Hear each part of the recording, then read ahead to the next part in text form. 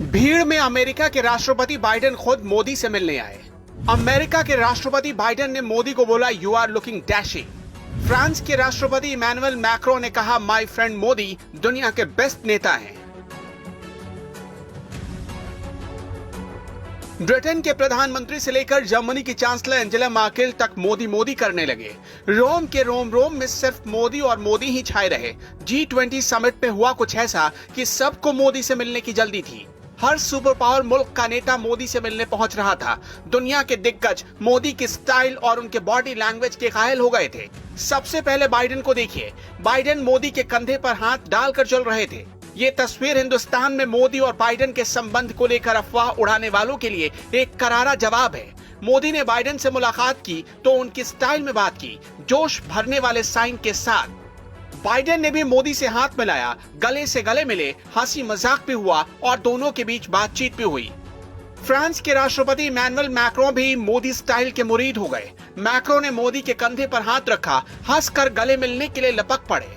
Emmanuel Macron ने मोदी से मुलाकात की और दोनों के बीच लंबी बातचीत हुई है। ये G20 के मुख्य मंच की तस्वीर थी। प्रधानमंत्री मोदी G20 के मंच पर सेंटर में खड़े थे। बीच में मोदी, उनकी दाईं तरफ फ्रांस के राष्ट्रपति और बाईं तरफ जर्मनी की चांसलर एंजेला मार्केल। अब सबसे जरूरी तस्वीर भी आपको देखनी चाहिए। पीएम मोदी का रोम दौरा शुरू हुआ कैथोलिक समुदाय के सबसे बड़े धर्मगुरु पोप से मुलाकात के साथ। पोप से मिलने के लिए दुनिया की बड़ी बड़ी हस्तियां लाइन में खड़ी रहती हैं, लेकिन नरेंद्र मोदी के साथ ऐसा नहीं हुआ।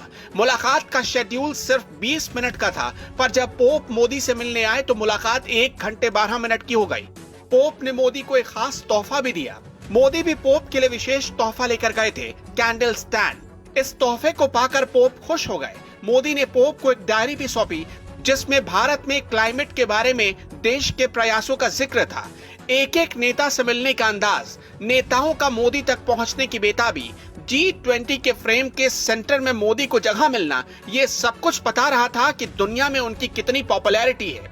पीएम मोदी जब बोलते हैं तो दुनिया ठहर कर उन्हें सुनने को मजबूर हो जाती है। मोदी जब सुझाव देते हैं तो दुनिया उस पर अमल करती है। और जब मोदी ने G20 के मंच से बोला तो दुनिया के सुपर पावर मुल्क तालियां बजाने को मजबूर हो गए। एंजेला मार्केल और मोदी को लेकर भारत में तरह तरह की बातें बनाई जाती हैं। कहा जाता है मार्केल मोदी को पसंद नहीं करती, लेकिन G20 के मंच से मार्केल कैसे खुद मोदी से बात करने के लिए आ रही थी, तस्वीरें इसकी गवाही दे रही हैं। यूं ही मोदी को ग्लोबल लीडर नहीं मानती दुनिया। अगर किसी को भी अब भी डाउट है तो G20 के मंच से सामने आई इन तस्वीरों को देख ले।